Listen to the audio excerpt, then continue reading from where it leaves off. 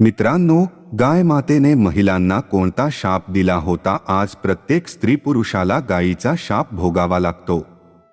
जय श्री राधे. श्री कृष्णाचा जय जयकार. मित्रांनो, कसे आहात सगळे? मला आशा आहे की तुम्ही चांगले, निरोगी आणि आनंदी असाल. मित्रांनो, आजची कथा ही एक अतिशय प्रेरणादायी कथा आहे. अतिशय प्रेरणादायी कथा आहे. आज जर तुम्हाला ही गोष्ट नीट समजली तर तुम्हीही सर्वांना मदत करायला तयार असाल. मित्रांनो, गाय माता पूजनीय आहे आणि तिची पूजा केली जाते. गायीला माता गाय म्हणतात, पण तीच माता गाय आहे. आज आपल्या देशात माता गायींची दुर्दशा होत आहे. जेव्हा गायी मातेने स्त्रीला शाप दिला होता तेव्हा सर्व स्त्रियांना आणि सर्व मानवांना तो शाप भोगावा लागतो. आज या कलियुगातही असे घडू नये अशा अनेक दुःखी गायींनी शाप दिला नाही तर सर्वनाश होऊ शकतो. मित्रांनो, आजची गोष्ट सुरू करण्यापूर्वी मी तुम्हाला एक विनंती करू इच्छितो. तुम्ही आमच्या चॅनलवर पहिल्यांदा आला आहात. जर तुम्ही अद्याप या चॅनलला सबस्क्राईब केले नसेल तर तुम्ही आधी चॅनल सबस्क्राईब करा, ही आमची तुम्हाला विनंती आहे. बेल आयकॉन नक्की दाबा जेणेकरून आम्ही जो काही व्हिडिओ अपलोड करतो त्याची सूचना तुमच्यापर्यंत पोहोचू शकेल. आपण कोणत्याही माहिती किंवा ज्ञानापासून वंचित राहू नये. मित्रांनो, शक्य असल्यास हा व्हिडिओ तुमच्या नातेवाईक, मित्रमैत्रिणींसोबत शेअर करा. प्रिय मित्रांनो, कृपया टिप्पणी द्या. मित्रांनो, एकेकाळी एका शहरात गोपाल नावाचा माणूस राहत होता. गोपाल असे त्या व्यक्तीचे नाव होते. गावाची काळजी घ्यायची. मित्रांनो, त्यांच्या घरी गाय पाळली जाते. मग गाय पाळल्यानंतर जोपर्यंत गाय दूध देत नाही तोपर्यंत ते दूध काढत राहते. त्या गायीपासून ते विकते, स्वतः खात असते, आपल्या कुटुंबाचा उदरनिर्वाह चालवते.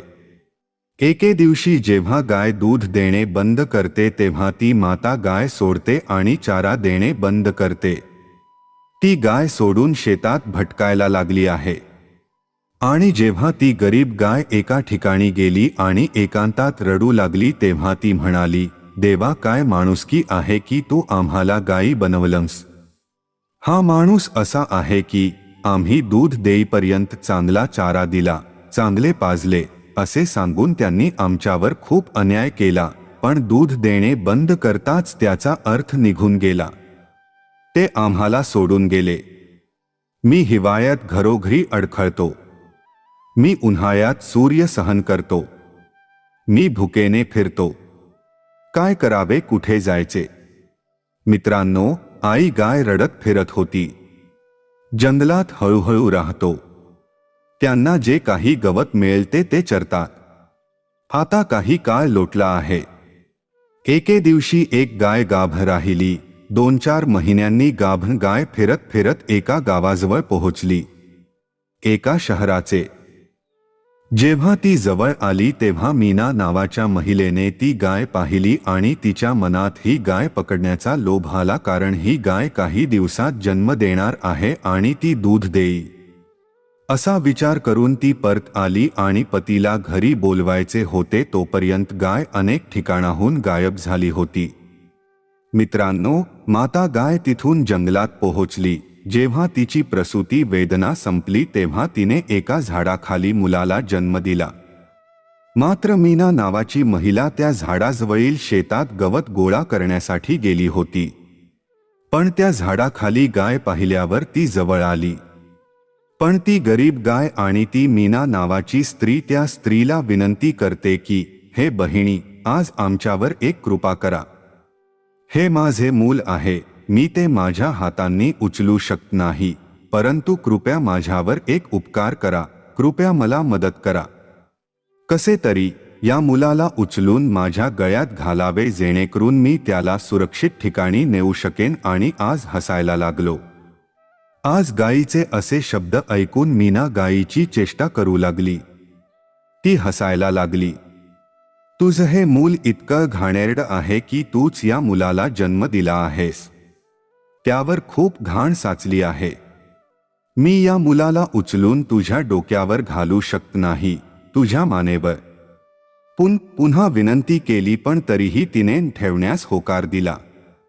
त्याच वेळी गायीने उत्तर दिले, हे बघ, कारण जर मी या मुलाला सुरक्षित ठिकाणी नेले नाही तर कोणीतरी जंगली प्राणी त्याला मारून खाईल, त्याचे आयुष्य संपेल. तर कृपया मला मदत करा, कारण हे मूल अजून चालू शकणार नाही. किमान 8 ते 9 महिने लागतील. मित्रांनो, त्या काळी लहान प्राणी 8-9 महिन्यांनी चालत असत, तर आज जन्मानंतर लगेचच चालायला लागतात. पूर्वी असे नव्हते. मित्रांनो, त्याच वेळी गाई मातेने त्या बाईला शाप दिला आहे की तू आम्हाला माणूस म्हणून मदत करत नाहीस, पण जा, तुला माझा शाप आहे की तुझी मुले जन्माला आल्यानंतर लगेच चालायला लागतात, पण माझ्या मुलांप्रमाणे 8 ते 8 चालत नाही. 9 महिने चालणे शक्य होईल, पण पक्षी आणि प्राणी या सर्व सजीव प्राण्यांची मुले लगेच उठून चालायला लागतील. मित्रांनो, त्या एका मीनाच्या चुकीमुळे सर्व स्त्रियांना शाप मिळाला आहे आणि त्याचे परिणाम सर्व मानवांना भोगावे लागले आहेत. हेच कारण आहे की पूर्वीचे मानव जे बाळ होते ते जन्मानंतर लगेचच चालू लागले. तुम्ही पुरावे पाहिलेच असतील, त्यातील अनेक पुरावे तुम्ही पाहिले असतील. सुखदेव यांचा जन्म झाला. तो घरातून जंगलाच्या दिशेने निघाला होता. व्यासजीही जन्मानंतर लगेच चालायला लागले. फक्त एक नाही तर अनेक पुरावे आहेत. पण जेव्हापासून गाय मातेचा शाप लागू झाला आहे तेव्हापासून जनावरांची बाळ जन्माला आल्यानंतर लगेचच चालायला लागतात. परंतु गायीच्या शापामुळे मानव म्हणजेच मानवाची मुले आणि स्त्रियांची मुले 9 महिन्यात चालण्यास सक्षम होतात. 8-9 महिन्यात चालता येते. मित्रांनो, ही खरी कहाणी आहे की गाय मातेने एका महिलेला हा शाप दिला होता. मित्रांनो, तुम्हाला हा व्हिडिओ कसा वाटला? आवडले तर चॅनलला सबस्क्राईब करा आणि लोकांपर्यंत शेअर करा. पण या घटनेतून आपल्याला शिकायला मिळालेला धडा हा आहे की जर एखाद्या असहाय प्राण्याने आपली मदत मागितली, आपण मदत करण्यास सक्षम आहोत. मदत करण्यास सक्षम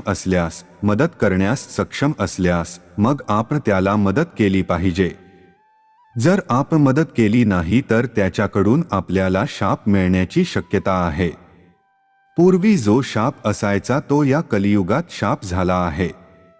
जर आपल्याला शाप मिळाला तर आपले दिवस चांगल्याकडून वाईटाकडे जाऊ लागतात. मित्रांनो, आता आपण पुन्हा भेटूया एका नवीन मनोरंजक विषयासह प्रेरणादायी कथा घेऊन. तोपर्यंत सर्व भक्तांना जय श्री राधे, जय श्री कृष्ण.